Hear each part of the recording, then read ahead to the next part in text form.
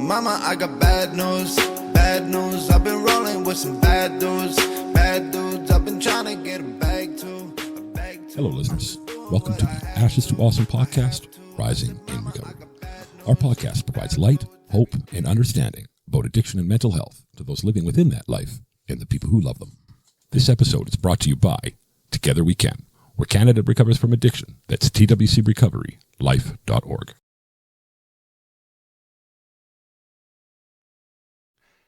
Hello, everybody. Welcome to another episode of the Weekend Ramble on the Ashes to Awesome podcast. I'm your host, Chuck LaFlange, and in virtual studio with me today are my two lovely co-hosts. We have Atika. How you doing today, Atika? Hey, Chuck, I'm doing great. How about you? I'm pretty good. Pretty good. A little bit of an afternoon recording here. We can tell because you're obviously been awake for a long time, whereas normally we catch you, first thing in the morning. So me deflecting. Lisa, how are you this morning? I'm good, Chuck. How are you? I'm all right. Well, it's not this morning. It's this afternoon, isn't it? Yeah. So peek behind the curtain. I might have slept past our recording start this morning, so things are getting we're kind of winging it today. But there's always lots to talk about when it comes to all the things that we talk about, right? So I'm not too worried about that.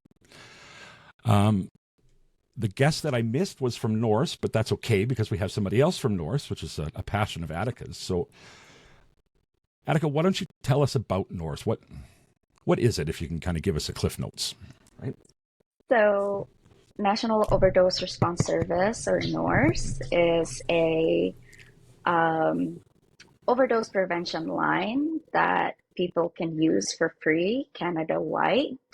Okay. And people can use for different things. So they can, for instance, call us when they want to use certain substances, or if they have a bad psychosis related to the substance that they are using and they're panicking, and we can kind of help to de-escalate that.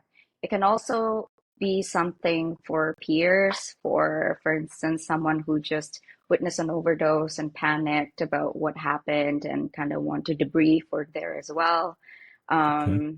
We can also be there for family members or friends of users who might need some guidance navigating the complexity, like the stress and pressure when dealing with an overdose situation.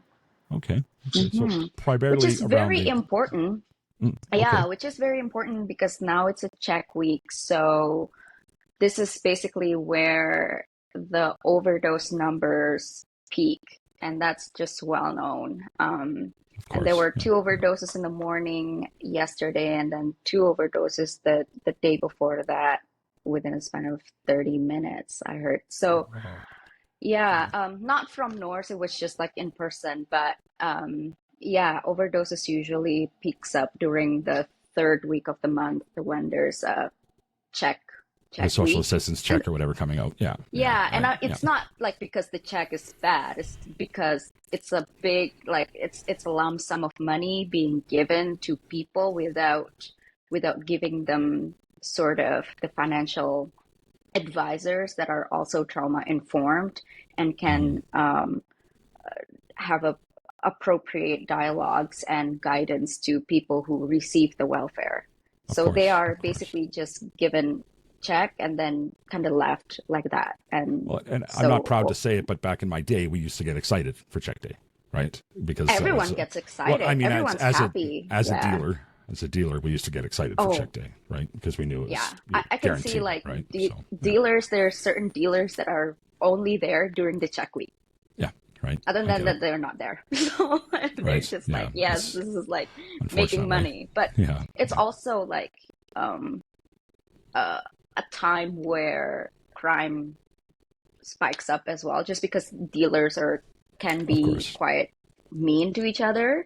Yeah. I mean, I don't know if I'm allowed to say this, but there's this insane crime happening. Like, I just got into the hood. Like, I just got into the alleys, and then there were 2 dealers like stabbing each other. That's for crazy. 10, 20 minutes. Crazy place to be. The whole the roads are blocked, and I was just like meandering around.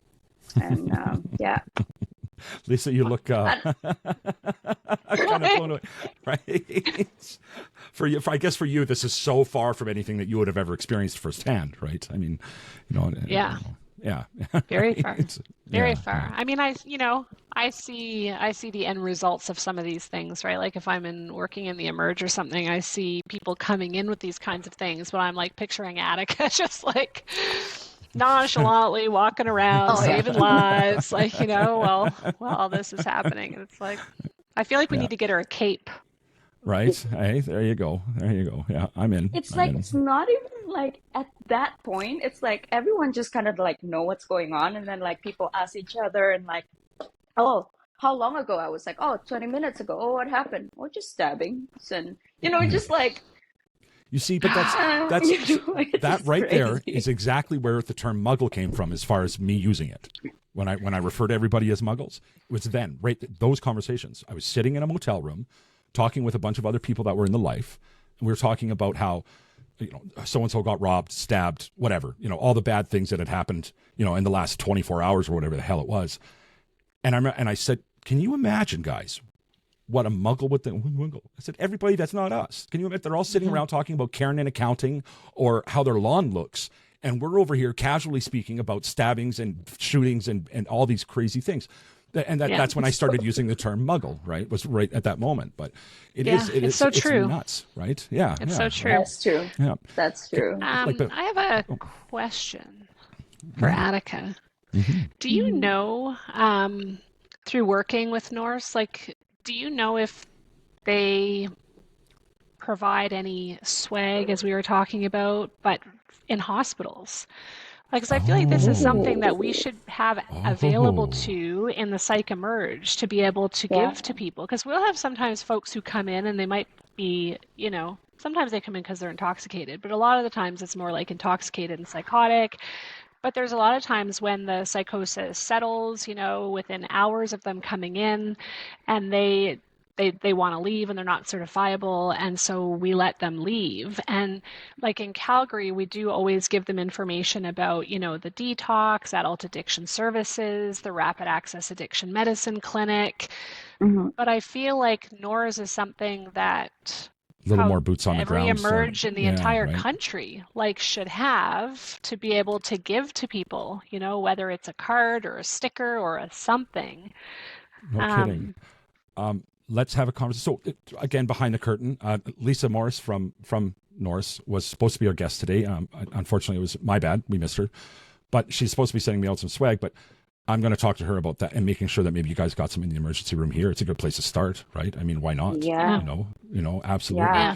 And then what a great place to raise awareness to it too. Family members that are there, all of that, right? Like that's a fantastic place to really meet people, and get it going. So. I distributed like the stickers. I actually just like put it on my iPad too, and like I just put it everywhere, Because I feel like people can put it on their phone. Yeah, right. Put it on your phone.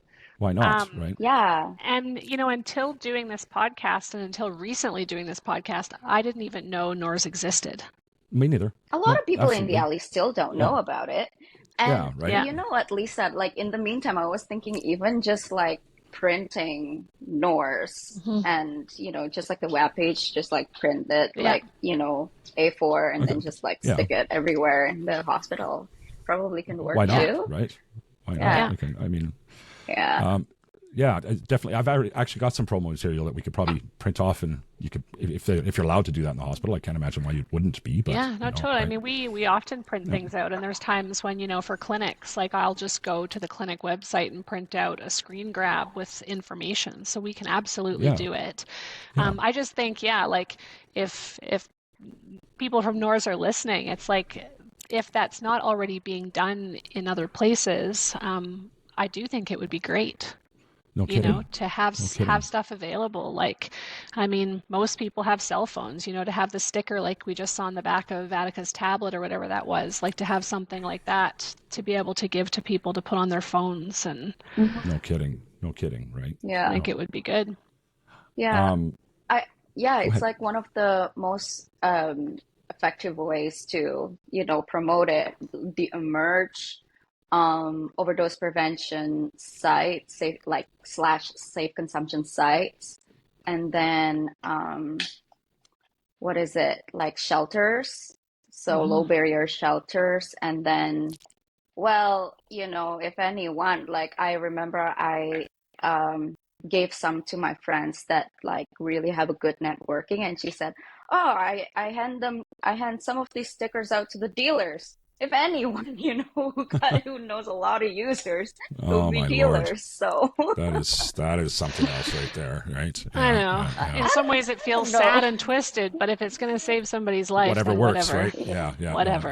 I'm of the You same know? mindset myself. Absolutely, I am. Yeah, yeah.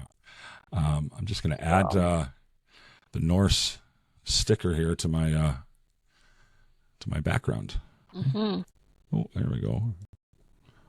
So we can see it, kind ooh, of. I got to move myself out of the way a little bit. And I'll get her in there, though, because you can do I that think now. if I'm not mistaken, yeah, pretty sure, Coring, there's one volunteers now There from we go. one other volunteer from Vancouver. So it's not just me now. There's like two people from Vancouver. Well, we hope to Yep. change that. That's one of the things that we're really going to be focusing on is to try and get you guys some more volunteers, right? So in Yeah. speaking to Lisa, she had mentioned that it's not just people answering the phones either. It's people trying to network with other agencies and that type of thing, right? So to anybody that's listening, first I should say, and to me, Norse is one of many, many people and organizations that are trying their absolute best to do something.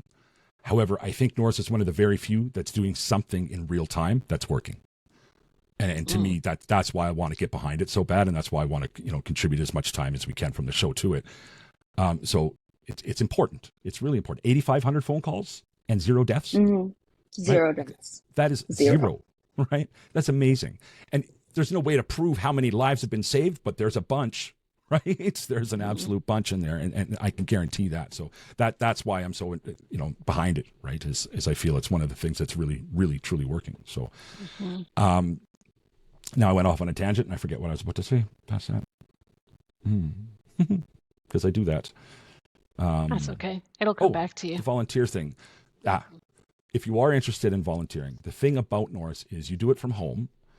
So you're able to, how did I word it? I worded it somewhere on a Facebook post. With a small imprint on your life, you could save the life of somebody who's loved and that loves, right? So it's not a huge time commitment. You're able to do it from home, and answer the phone when you need to, kind of thing. And to me, why wouldn't you if you've got the time to do that, right? So I know I've already got a couple people willing to sign up, and that's just from chatting. So I'm sure we can get you a bunch more there too, right? But yeah. Do you Yeah, know, like it's when you were speaking to, or maybe Attica, you might know too, or Chuck from speaking with Lisa, like, do you know how many people they have in the country currently who are answering the calls? Attica, baby, do you any idea? ooh, I have a rough estimate looking from Well, yeah, probably we need about exacts. 60, 60, 60. Okay. Okay. That's Yeah. from our band app, which is basically where volunteers just like, oh, I'm toggling on, toggling off, and that should be including the staff as well. Okay. So yeah. Yeah. Well, I'm sure we can get some more volunteers. Actually, I know we can. So, I mean, there's lots to talk about with Norse. Yeah, I Oh, was go ahead. Yeah. I was up so late. I was doing my, my shift at Northwood. Like it's so flexible that I could just tell like, okay, I want to be on, I want to toggle off, basically whatever I want. So it's really When you're able to. So if accommodating you've to got a my, spare hour, you yeah. can say, "Hey, I'm available," and kind of Yeah, thing. yeah, Or, yeah. yeah. And Okay. yeah, yesterday I just happened to be on until like really late, so I overslept. And No kidding. I'm Eh? glad No I kidding. didn't miss anything. And Attica, how do Yeah. the calls end? Like, so somebody calls in, they're like, and I'm sure there's tons of circumstances or examples, but let's say that they're by themselves. So they're wanting to use, they don't want to use alone. So they call Norse, they use. How, like, is there a set time that you remain online with them, and how does it work? Yeah, I usually we usually try to limit about 30, 40 minutes. And then after that, that's basically they're outside of like basically we think that they're safe. Um, and then we could just be like, hey, you're, how are you feeling? You still feel good? Now you're safe, and you're safe to hang up. Yeah. Yeah, And are there it's stats on people who use the service on repeat kind of thing? Like, because I feel like that would be a way of confirming that people are finding it supportive and helpful and they feel safe and they don't feel judged, and is that they call once and then they continue to call. Oh yeah, we Lisa said something definitely have returning. about half of the people that called are calling Repeat again, users. kind of thing, right? Yeah, Okay. right. Yeah, I believe that's I what you said. Don't quote me definitely on see at that. least So one. yeah. So Like I know some people, because they use in a certain hours, like I know exactly, okay, if I pick up this call, it will be this person, because yeah. it's so predictable. Some people just call us every single day, every time they use, which is kidding. Wow. great. I think Yeah. people should do that. Yeah. Yeah. Oh, definitely, right. The following is a national emergency. A new study out shows there may be gross underreporting of opioid-related deaths. China's opioid crisis, overdose deaths have been caused by a toxic supply of street drugs. Devastating effects on families and communities across this country. One Canadian dies approximately every 53 minutes to overdose. That's 27 deaths every day and 837 deaths each month. That makes 405% more deaths to overdose than car accidents in 2022. Are you listening now? So who does this affect?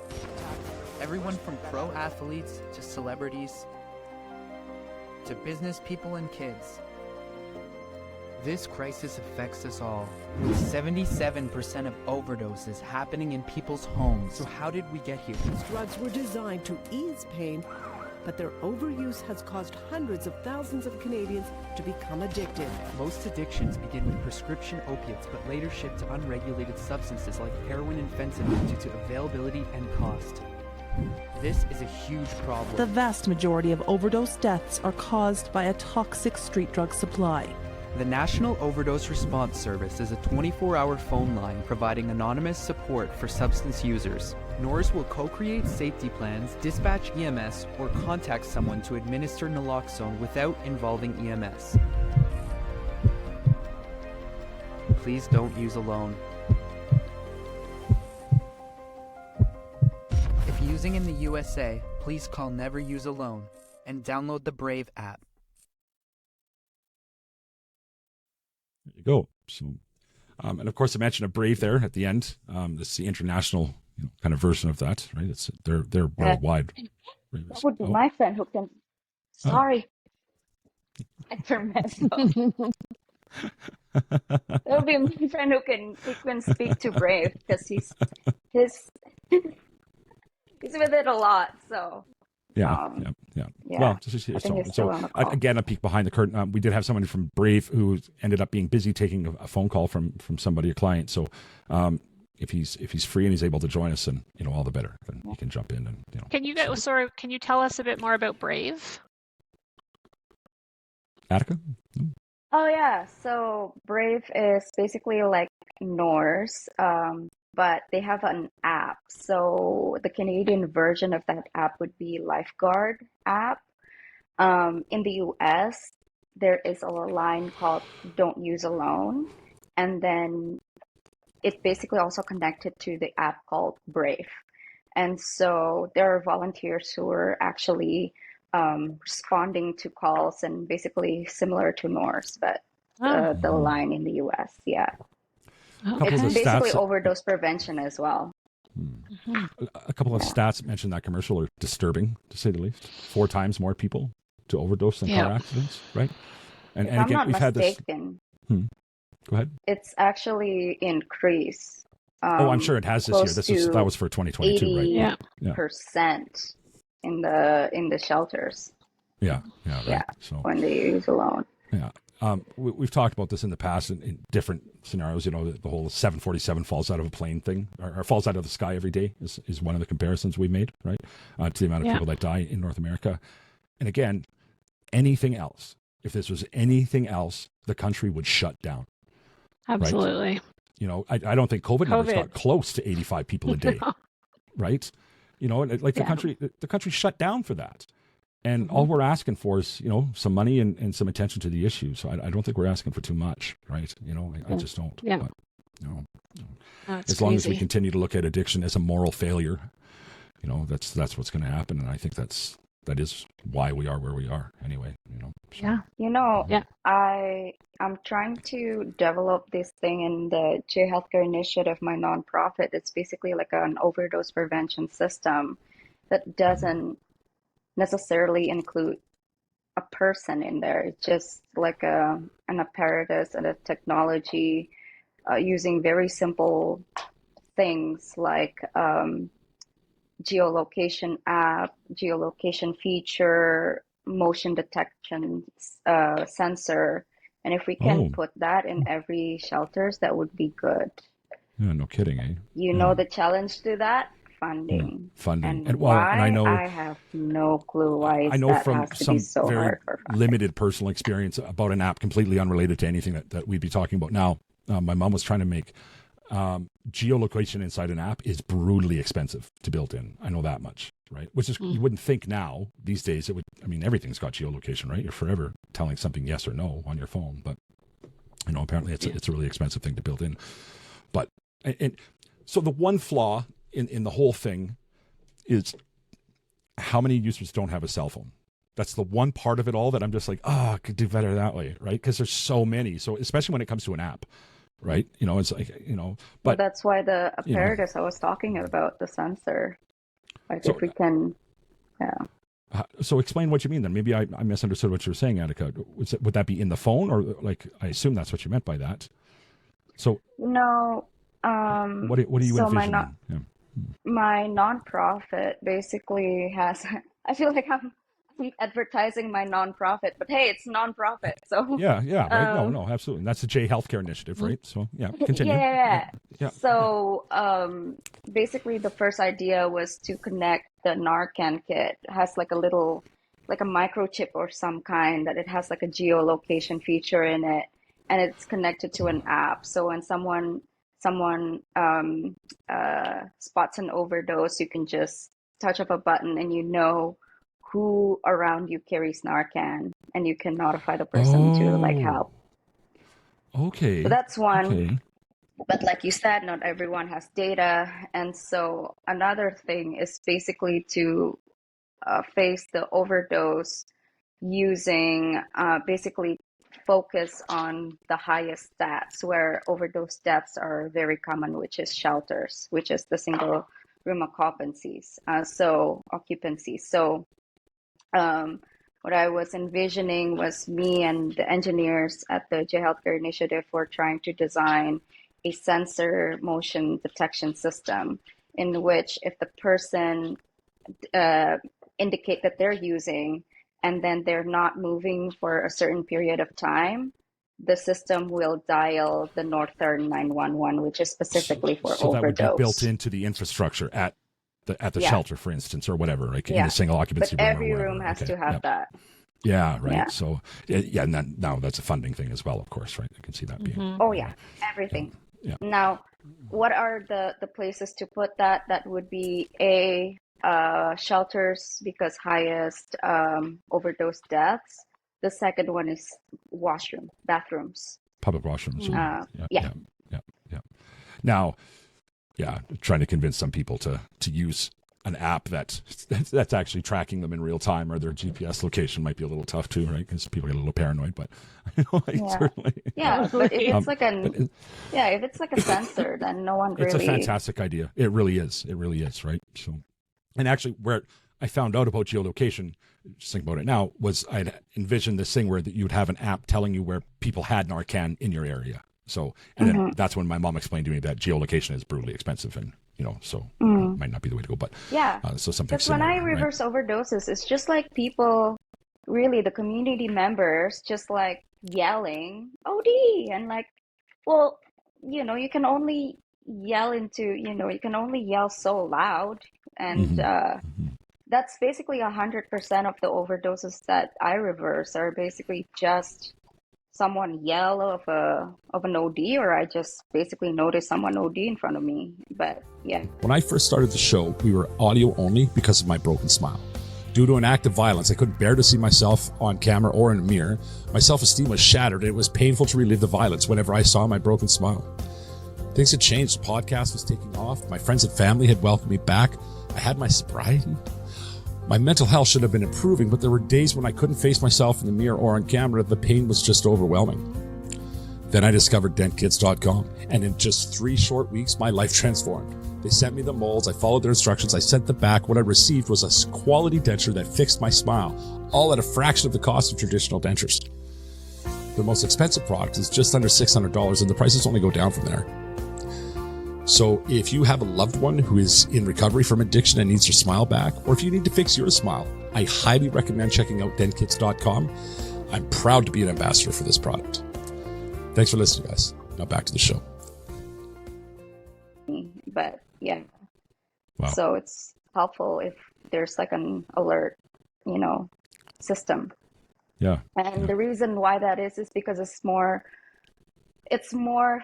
faster, it's more efficient than calling a 911. I'm not saying like calling 911 is a bad idea. It's a good idea. Please do that.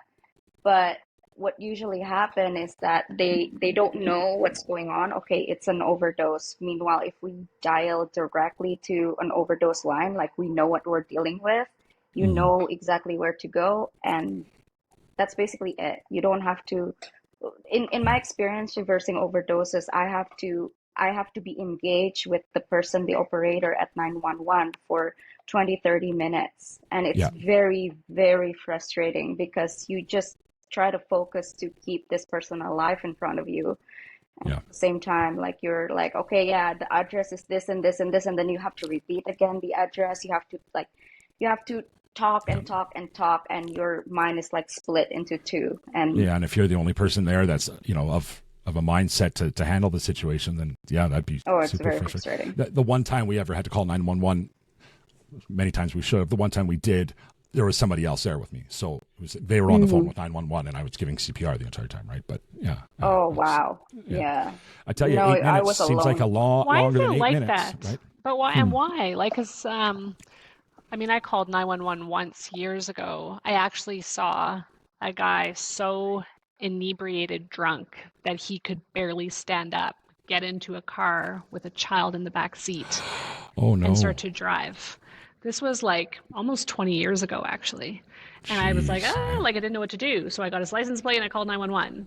And it was like, I was on the phone forever. I'm like, this is ridiculous. I don't ever want to call again. And like you said, yes, that's what you do. You call 911. If there's an emergency, you call 911. No one's questioning that. But I don't get how an emergency line, why it feels so inefficient when something acute is happening. Oh yeah, I remember Curb Up the Street, OD, that one, very hard, and and I had to administer Narcan, intubated, and just like opening the airway and everything, and phoning 911 and checking the oximeter, everything by myself. And I was so frustrated for how many times I told them the address. I literally have been repeating the address 5 times to 5 different people. When are you guys gonna come over here? Just come here already, this person. And I feel like my one thought is because I'm pretty sure those calls are recorded, Thought is I'm gonna say the address once, I'm gonna hang up, and if you need to hear it again, right? Just play it. Just play it, listen to it. You recorded it, right? Yeah, no kidding. Anyway, and it's a common misconception about 911, and I went through this with an ex, who was trying to get the police to, if she called, to say, if she hit 911, not to have to say anything because she had somebody in her life that was, threatening her life and whatever. And they said, no, we can't do that. What do you mean? You can't just register a phone number and say, this is my address. If I call and I'm not able to talk to you, then come, please. What do you mean you can't do that? Which is crazy. And I said, well, they know where you are anyway because they geolocate those calls. No, they don't. A 911 call from a cell phone does not get located at all. I didn't know that is a myth. Yeah. Right. So yeah, it's crazy that it doesn't. And I'm sure there's some sort of technical reason and legal reasons, of course, too, and all that stuff. But I feel I can't think of a good common sense reason why a 911 call wouldn't have a geolocate on it, right? Like it just, come on, right? The challenge to that, well, in Canada, not in downtown Eastside Vancouver, but think about the overdoses that happened in the alleys. How are you supposed to tell the address? It's the alleys. Well, and that's the same if you're in the country when you have one. You got to get the nearest cross streets and you know what I mean. Have a good idea of where you're at, right? So, and then you're supposed to send somebody out to that cross street. Well, if you're alone, then that gets tough too. But yeah. So, go ahead. Yeah. So this is not Norse specific. I mean, I guess everything that we talk about is kind of Norse. But did you happen to see the article in the Calgary Herald? It was an opinion piece. No, I did not. What are we talking about, though? So it's called Compassionate Intervention for Addiction Saves Lives. And it's a piece... Dr. Tanguay posted that on LinkedIn. Yes, I did read it. Yes, I shared it on LinkedIn as well. Yeah. But didn't you find that one part so interesting? So Attica, maybe you didn't read it, so I'll tell you, because I like my mind just kind of went... it's talking about a program in the States called 24/7 Sobriety. And it's an incentive program for people with a history of repeat DUIs. So they have to go and breathalyze morning and evening.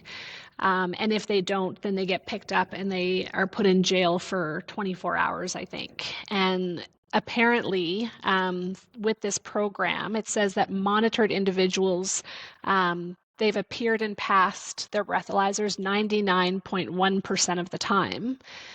So and it talks sort of to the fact that having these, quick consequence, quick reward for behavior, from a behavioral intervention model works, right? But the thing that really stood out to me, so it's kind of like a form of mandated treatment. But one of the things that's talked about, because again, I've been pretty vocal on here in various capacities about the fact that I support mandated treatment in addiction. I think there's a time and a place for it. Again, to repeat, I'm not suggesting we get vans and go around picking everybody up with addictions and locking them away, just like we don't do that to people with schizophrenia. But one of the things it talks about is that if people who cannot provide, if you shouldn't provide treatment to those who cannot provide consent or who have not provided consent, then by analogy, those people who you see overdosed on the street, you shouldn't Narcan them. They didn't consent to Narcan. Right. That's an argument. It's just kind of, because I think maybe there are people, if we go real dark and sinister, who would say, don't Narcan them. But I think the majority of people in the world agree with and support the idea that if somebody's overdosed on the sidewalk and dying, that we should step in and do something. But again, they're not consenting to that, and we feel that it's ethical to do anyway. Because they're at that point now, right? Right? That's another strong point. Where do you come in on that one, Attica? I know this is a touchy subject for you, so right? I mean, maybe that's not the right term, not touchy subject, but it's a passionate subject for you. Right? If I'm not mistaken, it is a legal obligation to do a life-saving measures when someone is in that state. Once you started it, you have to complete it. That's where the obligation is. Because it's basically a medical distress. Overdose is a medical distress, and if we just leave it, then they're going to die. So we are legally obligated. There's different levels of care, right? So there are people, and again, not with addiction, but there will be people who are terminal with cancer who will have do not resuscitate orders. And they're like, we don't want that intervention, right? And so, people like that will have information logged in hospital systems that's their level, their goal of care is they do not want, extreme measures being taken to keep them alive. With the Narcan, I never prioritize my Narcan, and I do not tell people to just, yay, Narcan, Narcan, Narcan. It's actually not a good solution. It's But very now invasive. you're getting away from the question though. The question is saving their Like life what? when Saving they've their not lives. agreed to it isn't that the same thing as mandating somebody into treatment that's incapable of making a good decision at the time? I don't know how is that the same though, because Well, they're not giving consent in either case, right? And you're making a decision on their behalf because in the moment the impression is that they are not able to consent for whatever their reason might be, right? So it's like if they can't provide consent, be it because their brain is not functioning properly, be it because they're passed out, be it for whatever reason. The point is that for a variety of reasons, the common denominator is that they can't actually provide informed consent. Then is it reasonable that temporarily decisions are made on their behalf from an ethical perspective to try to save their lives? And of course it is. I mean, if somebody's dying, you help them. I don't, because like what really interesting about it is because we don't treat other things that way. Like if we see someone who are, we don't. If we see people who are severely obese, if we see someone who keep on eating junk food and they're obese and they have had heart attack multiple times, we don't do mandated treatment on them. Yeah, I think obesity is a good analogy. And now for a quick PSA brought to you by Revolution Recovery, helping men recover and become their best selves through support and treatment. They've been there and they understand.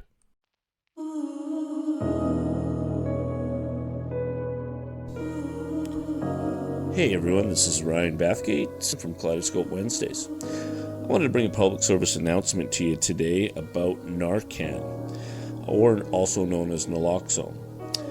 These kits have saved so many lives over the years. I can attest for that.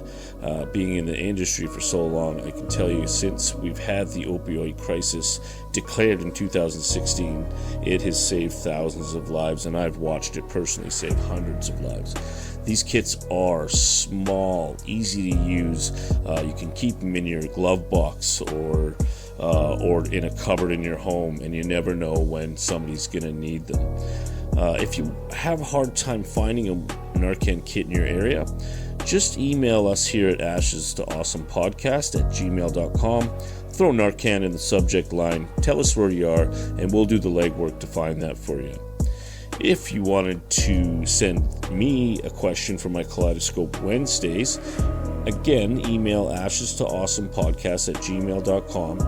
We will read that question on air, and I'll do my best to answer it in a comprehensive way.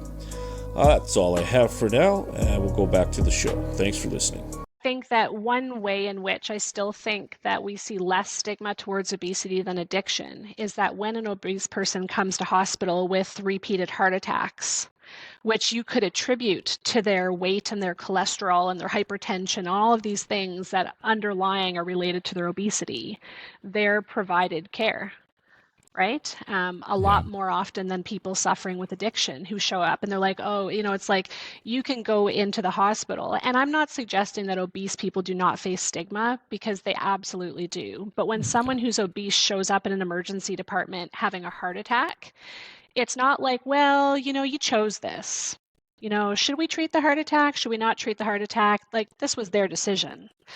Whereas I feel like when it comes to people with addiction, we still kind of hang the, well, it was your choice hat a lot more over addiction than what I personally see compared to people who are obese. Right. As well, the cancer or schizophrenia is one that we've used quite a bit to compare to. Yeah. Right? Yeah. I mean, I just looking into the, like I said, it's the mandated treatment. It's what is it in it? Like the problem of addiction is not so much about stopping, because I just had two friends who told me, oh, I just decided to stop, and good for them. But it's not about just stopping. They don't need mandated treatment to just stop. They need tools.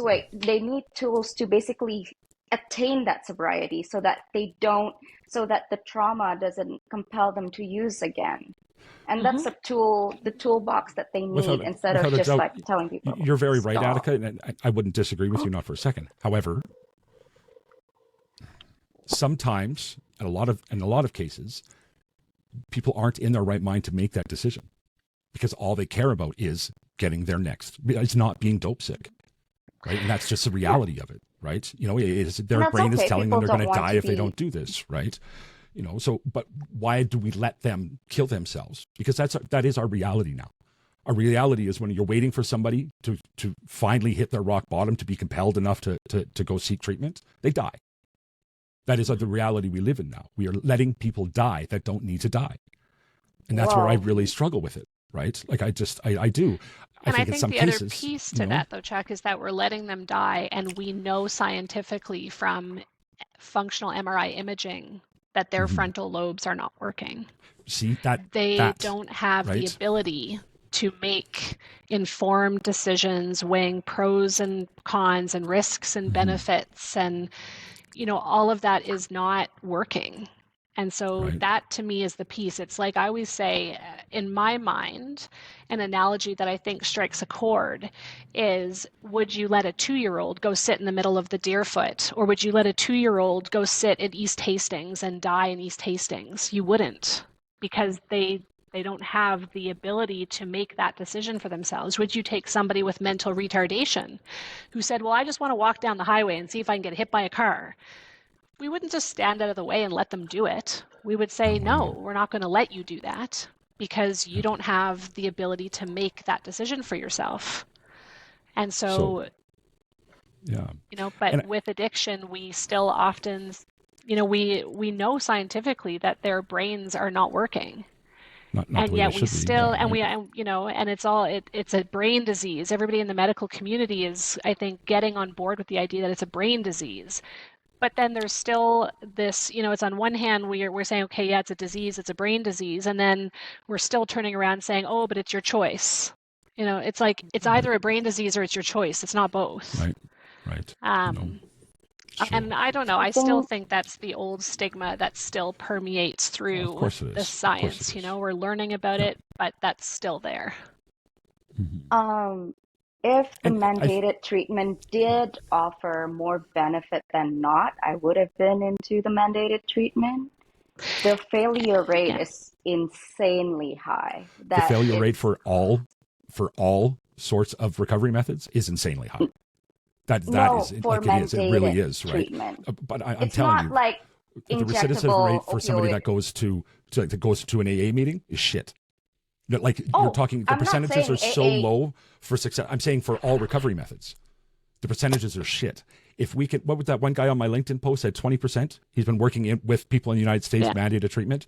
The success rate is only like 20%. It's like 20%. If any other recovery method could claim a 20%, and I don't know that that's a fact. I don't know that his numbers are right. Where his numbers come from. But for the sake of that argument, if anything else could claim a 20% success rate when it comes to recovery, they would be rock stars. It would be like the only thing we would ever do, because there's nothing that even comes close to that. You walk into an AA meeting and ask how many people managed to do it their first time. None. Yeah, no. And I think Atika, you're right. I'm not saying like AA is like the best. Yeah. I'm not. I'm just using that as an example. AA, right? But there is certain things like injectable opioid agonist therapy. There's methadone-based treatments. But that's all part of the mandated treatment, correct, Lisa? Like that's all included in that. That's the thing. Is that if you inpatient, right? Yeah, it is. Sorry. We do that inpatient all the time. Not all of them are inpatient. If it's mandated treatments, go ahead. Go ahead, Lisa. Yeah, so I mean, we don't mandate treatment in Canada right now. You know, I know that there are some, you know, in some cases the legal system will sort of give that as an alternative to jail to people, but I would say for the most part, as a blanket statement, I would say we don't mandate addiction treatment in Canada currently. And if you talk to anybody in the medical world who is in support of mandated treatment, we're not talking about locking people in cupboards and leaving them there. We're talking about forcing people into treatment where they receive treatment, whether that's treatment of opiate use disorder with opiate agonist therapies, whether that's treatment for underlying depression, anxiety, PTSD, trauma, whether that involves getting, ART, EMDR trauma therapies. It's the idea being that they are forced into a treatment program where they get the pharmacologic, psychotherapeutic modalities that are needed for their case, and they get the proper support. So, there's That's a paper the thing where the proper support is actually more rare than not. Yeah. In what though? Because we don't have that right now. So what are we comparing that to? Right? Like than not. When you say that, I mean, where does that come from? They're usually we did have that in the past, and I've seen We've had people mandated treatment in Canada in the past. Religious based. So it's like you go into pray the gay away stuff or whatever. Yeah. Yeah. Yeah. Well, and that doesn't work. Ways, right? That doesn't obviously work. That doesn't work. That's so a totally different. So like I said, it depends on what kind of treatment are we talking about. Like we cannot say that, okay, you stop using, but are we putting them into social work, or like, are we assigning a social worker for them? Are we assigning a caseworker for them? Just addressing, like Lisa said, everything. The would be holistic and comprehensive. Side otherwise, there's no point in doing it, right? Yeah. And I think anybody that with any sort of whatever stake in all of this or opinion that means anything would absolutely agree with those. That yes, like, it has I'm to not be holistic saying and that comprehensive. Religious-based treatment is not good. Yeah. I think some people do benefit from that, but I also seen people that have chosen just to quit everything rather than being in mandated treatment. That it's more like, and religion. For the people that can, then by all means. That's the thing. My thought would right? be like when I think about, again, as an analog, and I do think the closest analog we have is the Mental Health Act. So I think psychiatrists are the ones who probably see this and deal with this the most. And we certify people and temporarily take away folks' capacity. Not all the time, but it's not an uncommon thing that we do either. And so, I don't think it's, a blanket thing that is done to everybody. And if somebody has the capacity to literally quit on their own, then to me, that would probably be somebody who doesn't need mandated treatment. Without a doubt. But there are people who can't quit on their own, and they'll even admit it. I've heard people say, like, I've had people in the Emerge ask me to certify them under the Mental Health Act because they want to get better, but they know the minute they start craving, they're not going to be able to remain in hospital. I've had people tell me, I wish I would get arrested because maybe I would have a hope if I was put in jail, but they feel like they cannot control it on their own while out in the community. And so, yeah. And I think it's important, again, like you said, we're not talking about running around putting people in vans and taking away people's rights and all of those things. There has to be a set of controls. There has to be some sort of, protocol to make sure that these people are the right candidates for a mandated treatment. Mm-hmm. But to say no because it's mandated treatment, I think is doing a disservice to a lot of people that could use it. Yeah, I think a lot of people who are against the mandated treatment do see it in a way of like a human rights or ethical issues that comes with it, or the success rate. So I've seen more success rate, for instance, on the Clean Supply program, which that people get to sobriety from Clean Supply. Yeah, so I'd like to see those numbers because I gotta say that doesn't sound right. Yeah, I suspect that stops people dying, but I don't know if giving people dying, and it's most certainly, of course, it does. Very, right? like it's very good numbers in preventing deaths. And I think, but there needs to be a step though, Atika, right? And like, I feel like, right, and again, we all have a lens that we see things through. And I think because of where you work, I think keeping people alive is like, that's what you're doing, right? And that's step one. If people aren't kept alive, there's nothing else left for them. But I think the point is we can't be satisfied by just keeping people alive and sick. Like, it's like, right. then what? You know what I and mean? if you look like, at actually Portugal, I just read an article the other day. Portugal, who's everybody's favorite child when it comes to clean supply and regulating and all that, not anymore.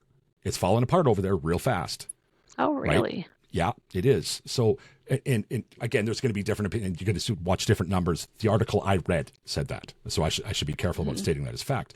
But it is not the end all and be all, right? It is to do that. There has to be a mix, and if mandated treatment is one of the tools in the toolbox, so be it. Clean supply, absolutely, Attica. Yeah. Keeping people alive, and there's no point in mandating shit if everybody's dead.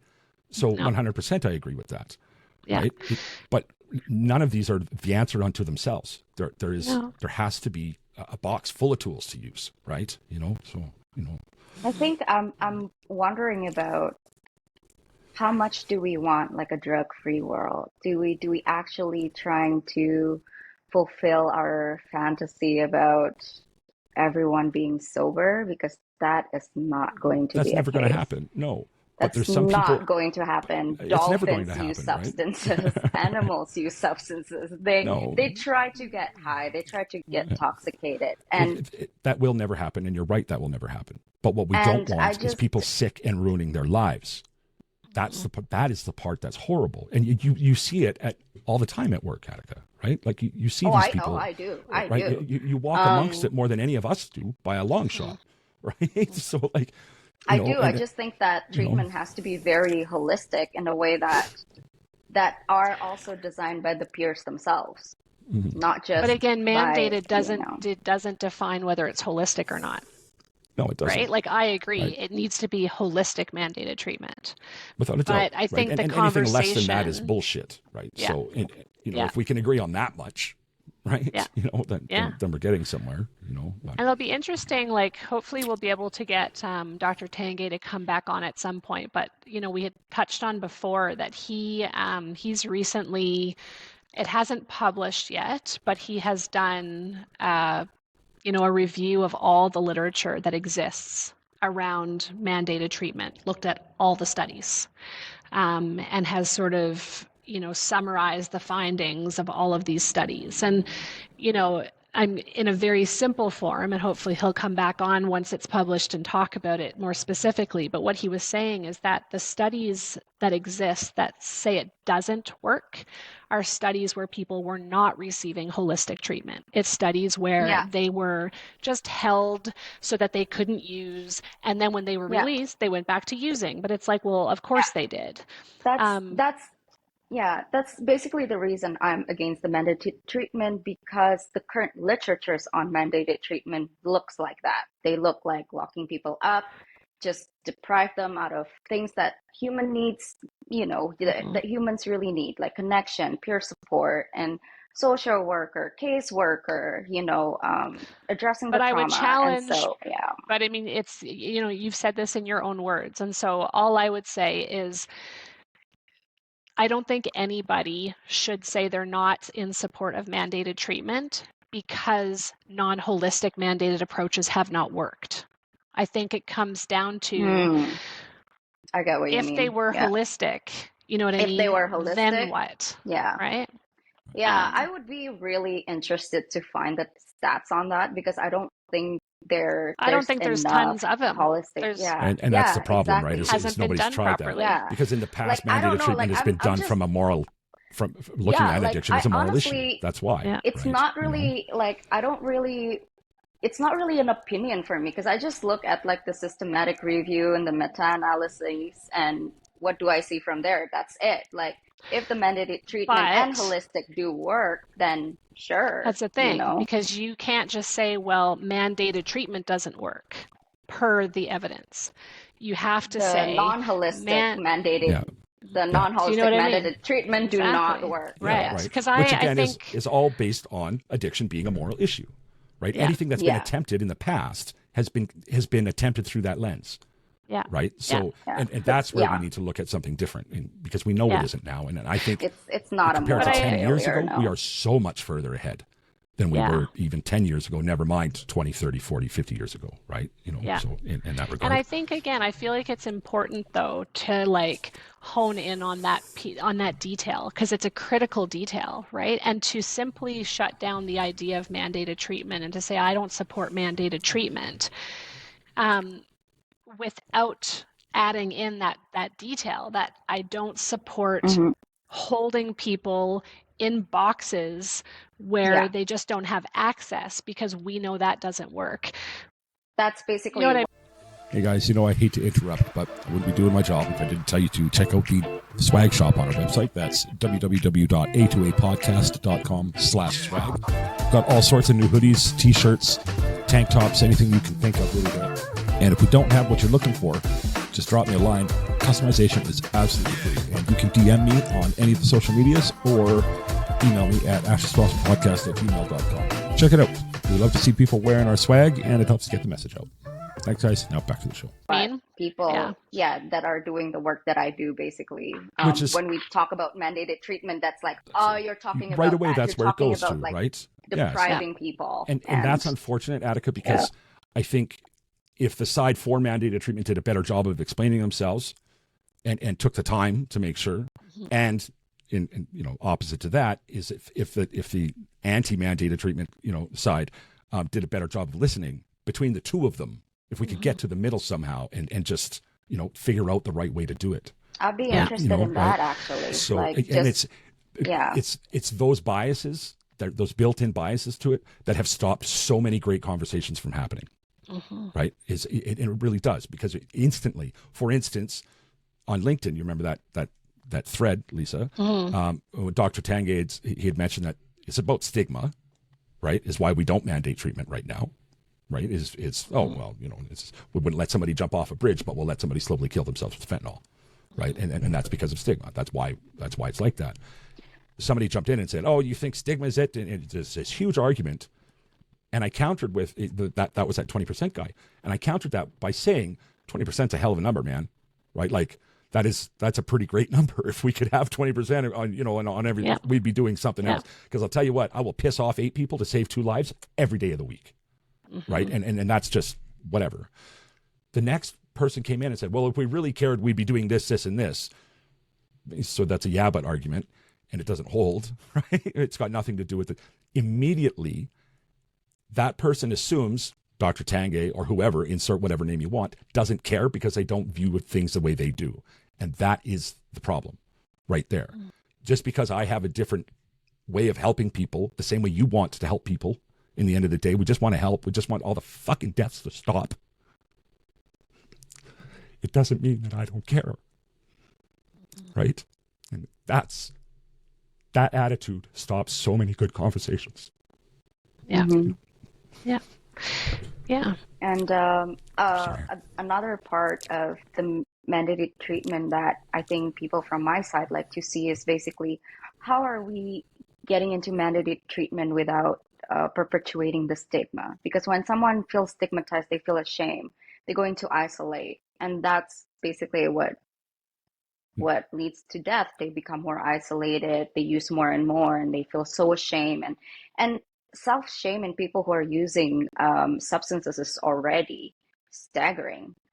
So I would be really interested.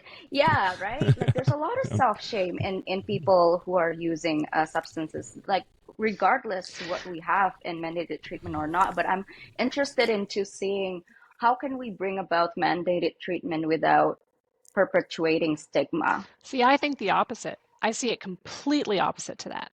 I feel like mandating treatment means we're starting to treat addiction like the disease that it is, and that takes stigma away. It's not a moral failing. It's a brain disease. Let's treat it like we treat the other brain diseases. You know what I mean? Like, if someone has schizophrenia and they're off their medications and they're psychotic and they can't make good decisions for themselves, then we take over and we bring them in, we stabilize them, and then we let them go. And, the idea... Can you list the boxes again, Lisa? Can you do that? Yeah. Like, I know without it in front of you. I fill these forms out all the time. You think that would be like boom, boom, boom, boom, boom. So, Atika, these are the conditions somebody with a mental health disorder has to meet to be certified into care. So they need to have a mental disorder. No, right? my mom has been in my mom is schizophrenic. So for the sake of the listener and whoever, Lisa, what are the boxes? Right? So you need to have a mental disorder, right? And this mental disorder needs to mean that you have some impairment in your thinking, your judgment, your decision making, your ability to recognize reality, and you don't need all of them. So a brain disease that is impairing your judgment qualifies. Check. Okay? It needs to be a condition that is treatable. Check. It needs to be a condition where either you're at risk of harm to yourself, you're at risk of harm to other people. And I mean, I think addiction satisfies those in a lot of ways. Like you're putting yourself at risk of overdose. People who are in active use, there's more criminality. People end up getting killed and shot and stabbed and whatever. But you don't need the safety piece. It can also just be that without intervention, you're at risk of mental and or physical deterioration. Check. Okay. And the last criteria is that you won't seek the treatment voluntarily. Check. For everything else, for every other disorder, somebody can be certified except for addiction. Mm-hmm. But yet all those boxes are clearly checked. Yeah. Clearly checked, right? In not every case, in a lot of cases, right? Mm-hmm. So why don't we? And again, it's temporary because one of the things, and I do appreciate that perspective that when somebody is being held against their will, that they are being denied, being able to walk to the corner store temporarily, being able to go get some fresh air temporarily, being able, not that they can't get fresh air. We have people who are certified and they go outside all the time. We give them passes, they go for the day, so it doesn't mean you're not allowed to leave. Once you're deemed safe to do so, you can be a certified patient who's not allowed to leave for good, but you can go out for 2 hours or 9 hours or 12 hours once you're well enough to be able to manage that appropriately. But to me, it's like you're temporarily holding somebody to hopefully allow them to then leave and go and live a healthy life without shame that they're proud of, where they're not hurting themselves, they're not hurting their loved ones. And so for me, I feel like it's in the grand scheme of things, it's a brief hold that I think can have monumental long-term benefits. So again, so long as the approach is holistic, all those things have to happen, right? And it's got to be better than what's happening now. Something has to be better, right? Yeah. Because the deaths aren't getting any better. You know what I mean? Yeah. I think in Alberta they might have gone down a little bit. I don't know if you know those stats, Lisa. I don't know. I haven't looked at them lately. I really doubt that. I think they took. Well, I'm almost positive they took a dip at one point. Whether or not that's maintained, I'm not sure. Right? But Alberta, though, and believe it or not, I know you guys think we're all a bunch of rednecks out here, and it's all about praise God and whatever. Has more treatment beds per capita than anywhere else in the country, and is building a lot more. I think when we're talking about like harm reduction and stuff, like I get a lot of people like asking, oh, you're not into recovery. I'm like, yeah, duh, I'm into recovery. Like, what do you mean? Like, I don't, we all know drugs aren't good. And it's like, so that's that same bias that, so harm reduction and treatment beds, like more treatment beds, because do you know how many times like people tell me like, okay, I'm ready. I'm sick of this crap. I want to recover, and they have to wait. And it's just, are you serious? Like I want it to be like, okay, today, right now, you want to recover? Let's go there, get you a bed, and it's not like that. So I think harm reduction, safe supply, and beds have to be all available, all the time. And Dr. Tanguay made a really good point too, in that none of it matters if we don't have the beds anyway. We can't mandate treatment for a bunch of people, and we don't have enough beds for the people that want it, right? No. So that's the next point, or the next thing to tackle, right? So I've seen a lot of people wanting to recover and don't have beds right away, and it's so frustrating because where are they going to sleep? Where are they going to stay? I know. And I do think, like if you look at mental health, I always say like I literally couldn't do my job without my social worker. My social worker's Jeremy, and he is God sent. Like, We have to get him on the show. Oh yeah, Okay. we should. Absolutely. Are Couldn't do what we think. do without him. And again, that is part of the treatment. Like when, and the majority of the patients we're working with have things like depression, schizophrenia, bipolar disorder, but we see lots and lots of addiction, often comorbid, but we see tons of it. But yes, I agree that we don't get people better and then send them to sleep under a bridge. No, exactly. We need to get them well, yeah. and they need to be housed, and they need to have outpatient follow-up. Get a good job. Yeah. They need financial support. And so I do think that's another part of what I think would need to be incorporated into an effective mandated treatment process, right? It's the meds, it's the diagnosis, it's the therapy, it's the social work. It's really holistic. Yeah. It's like, got to sometimes when we talk about it, I'm like, different people. It feels like a pipe dream. But then I'm also like, you know what? If we don't talk about it, it'll never happen. But it should be able to happen, right? Like when we've talked about before, the studies looking at the cost of not treating people with addiction and compared to the cost of treating people with addiction, it is economical to treat people. So we should be able to have mandated treatment with beds, with the necessary treatment involved in the mandated treatment. It shouldn't be a pipe dream, but it feels like one. 100%. So I got to go back and say, for 1 month at the beginning of 2023, things were lower than last year, but that didn't maintain. That was a freak month. So things have not gotten better in Alberta. Yeah, I think a lot of politicians jumped on to 1 month and there. Things like that, which is just annoying. We have tranquilizers like that, and like the drug seizures don't really help because then they start to put different things into the mix, and then that's how people die out of drug toxication. So the tranquilizer situation doesn't really help. It's more prevalent in Toronto than over here. Really, eh? Yeah. Yeah. We don't see it as much here, I don't think either, but have to test the sewage water and find out, eh? Yeah, exactly. You have to ask Monty. Yeah, going to test the water for this. Yeah. That's it. Yeah, that whole thing there just kind of blew my mind. I went back and watched that episode after the fact, of course, as I do when I'm editing, and I was like, oh wow, I wish when we're recording sometimes that I picked up on everything, but I'm constantly, my brain is what it is, right? I've got a lot of things happening in there at any given time, so sometimes I don't really catch something when that went like that. Even though I did at the time, but I didn't really focus on it until I went back and watched it. I just went, oh my God, that is just the coolest thing, right? Like, I know. And you think about that, it's a gazillionth of a whatever the measurement is, right? But I guess if 3 gazillions show up when there's normally a 1 gazillionth, then things have tripled, right? So it does make sense. It's pretty cool though, right? Yeah. That they can do things that way. If they could get in front of it, if they see, more tranks hitting the drug supply, for instance, right? And let's, we know this is about to happen. Let's make sure that we've got EMS stationed in high risk areas or whatever, to try and mitigate some of that, and I suppose that's ultimately what the idea would be, right? Right? Yeah. So, yeah. That's what my organization also working on too, just getting more wound care kits and people train how to do that.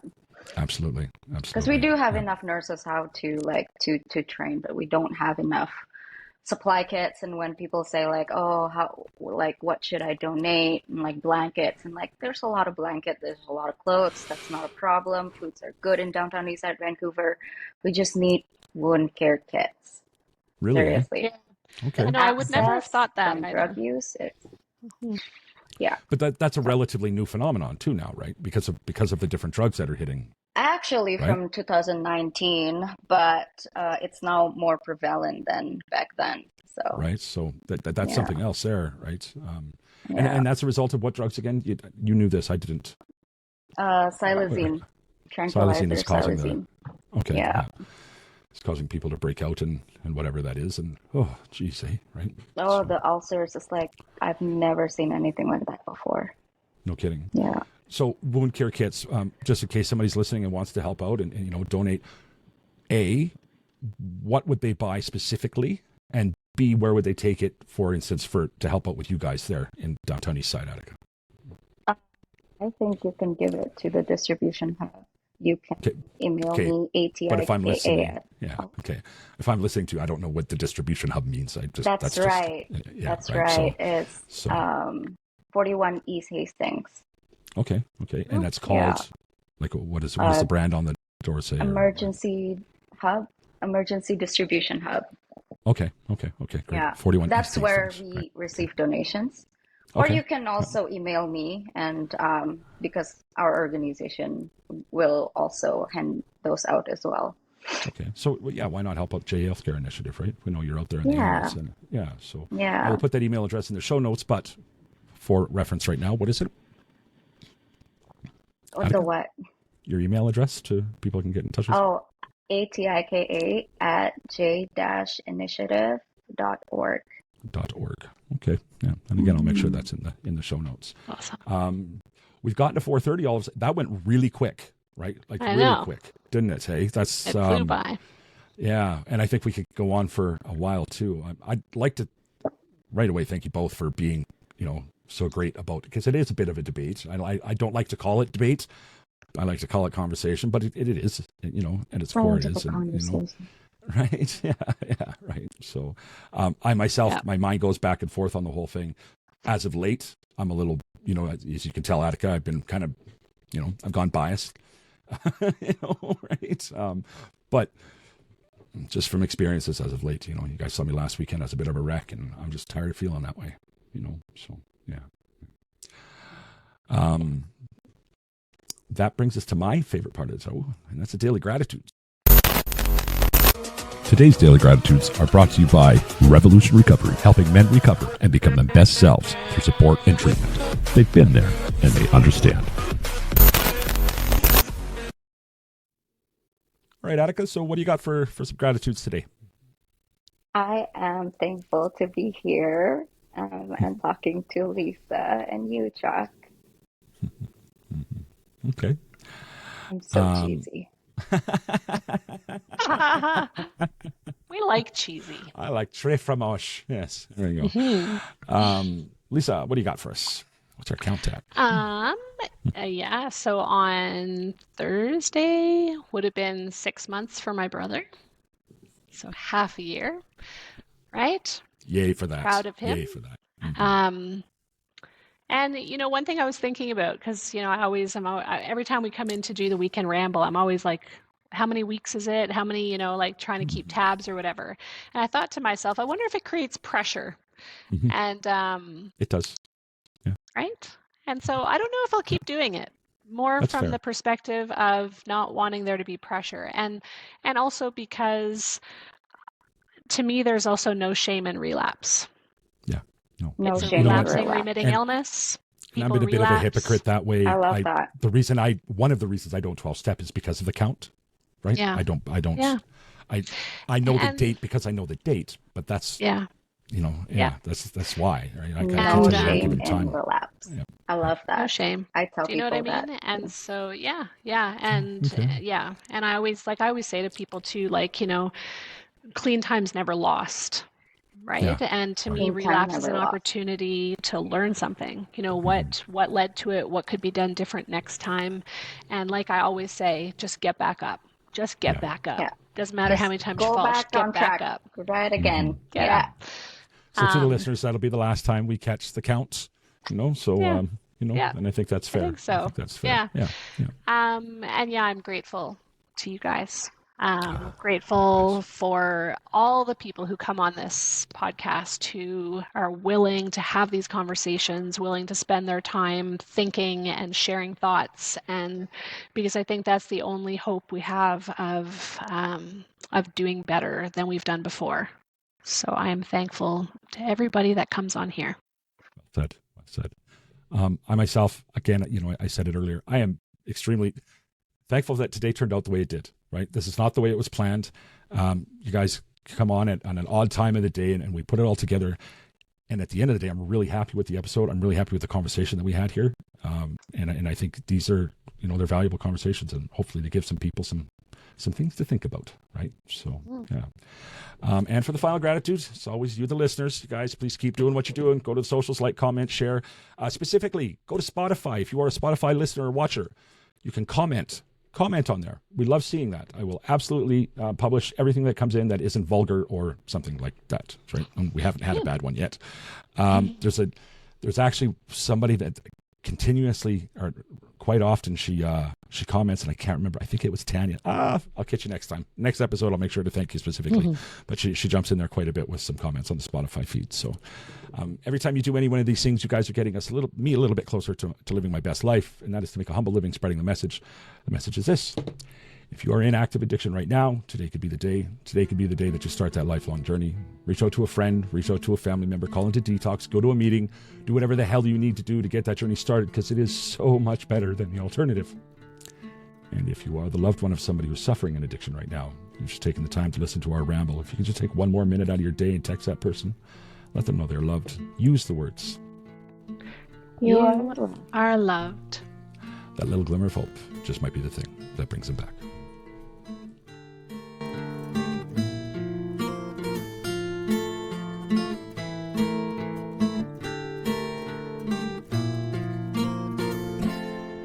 My body's getting cold, my life is running low. Feel me falling, my life is running out.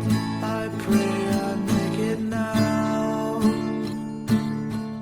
but if I don't, it will be okay. I'll find you another day, and I'm not scared to go.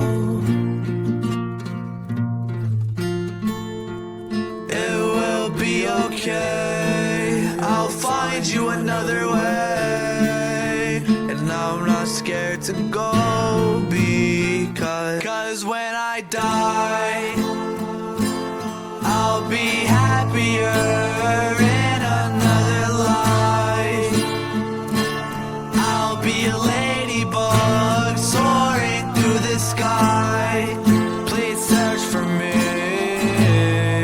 please find me. So please don't cry when I land on your arms, spread my wings and fly. So please don't cry.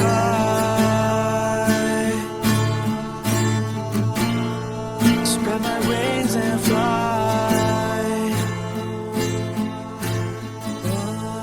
So please